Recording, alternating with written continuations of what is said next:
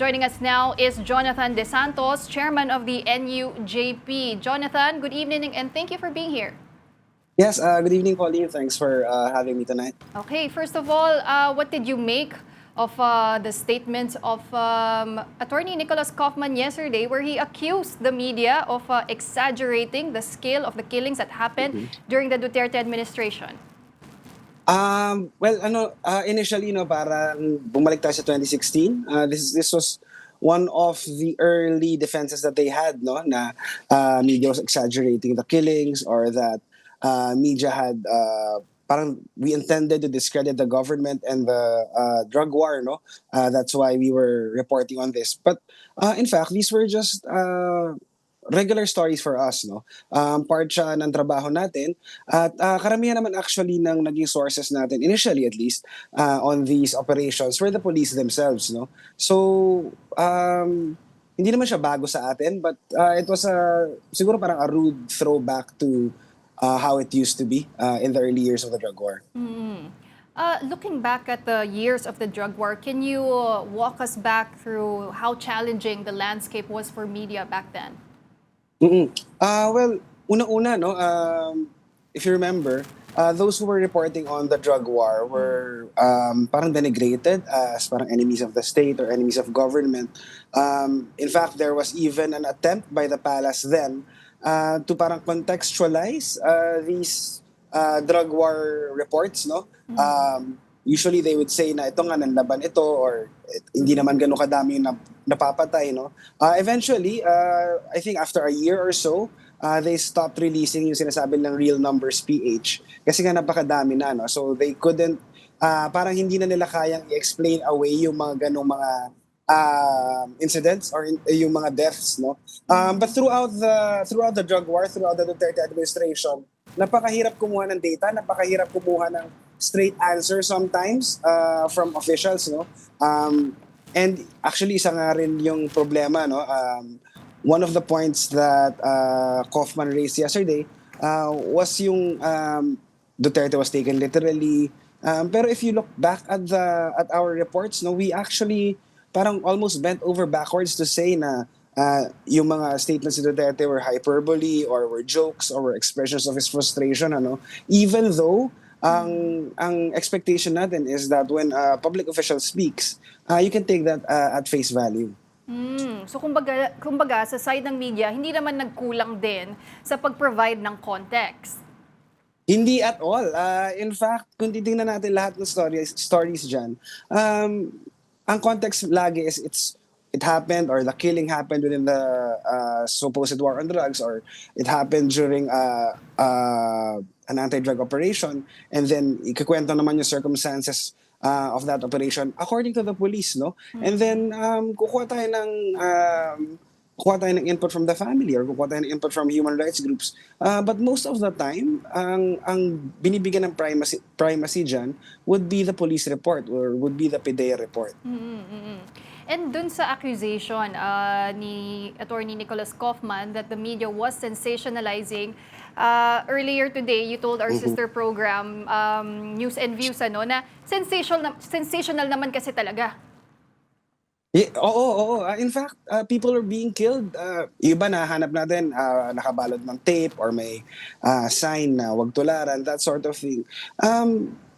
Even if kahit kaninong presidente siguro yung nangyari, or under any administration, very alarming naman talaga yung ganitong killings, Kunyari may makikita na lumulutang sa ilog, or kunyari may nahanap sila na secret detention facility sa isang police station sa Manila. These are newsworthy things. We would be remiss if we did not report on these. Okay, well, just to give a glimpse to our viewers and a better understanding, paano ba pinipili ng mga media organizations yung headlines? Because I think pinoint out ni Kaufman that some of the headlines were even alluding to mga James Bond titles, License to Kill, ganyan, to support his claim of exaggerating nga itong drug war. Well, Siguro nga kasama sa paggawa ng pag-craft ng headline would be making it interesting or parang to grab the attention of the reader, no? That's not necessarily dishonest. Syempre, with any story naman, may mga points or may mga certain angles that are more interesting or that are more important.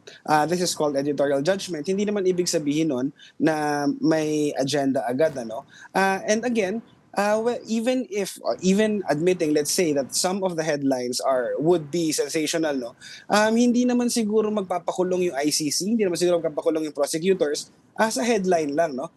We're pretty sure, no, they would check the entire story and then they would see na ito yung kabuuan niya, no. And again, I don't think the case is based solely on news reports anyway. So, and yun nga, kung titingnan natin, napakadami naman din kasi media, kumbaga, ang daming newsrooms, ang daming media outlets, no? So, ang laki ng pagpipilian and lahat naman tayo kinover ito. Pwedeng iba yung emphasis natin by some newsrooms, pwedeng iba yung salient points na ni-raise. But the fact is, may mga libo nga to na pinatay ng hindi nakasuhan, hindi man lang formally accused, no? And these are stories worth telling, no? Well, Jonathan, aside from the headlines, isa pa nga pinoint out ni Atty. Kaufman, kahit yung mga work ng photojournalists, ano? What can you say about that? Actually, kung titingnan natin, mas strict pa nga ang photojournalists in terms of ethics, in terms of guidelines. In some cases, they can only change siguro yung brightness or yung contrast. In some cases, they can pwede sila mag-crop, no? But other than that, they're not allowed to edit, no? Or if meron silang in-edit, kunyari, meron silang binrush up or whatever, they have to disclose that.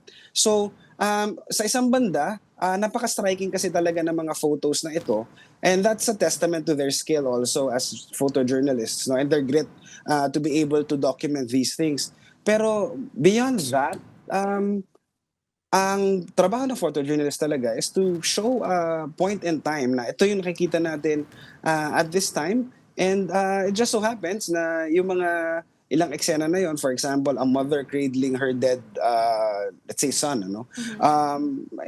Very, ano talaga siya. It's a powerful image, no?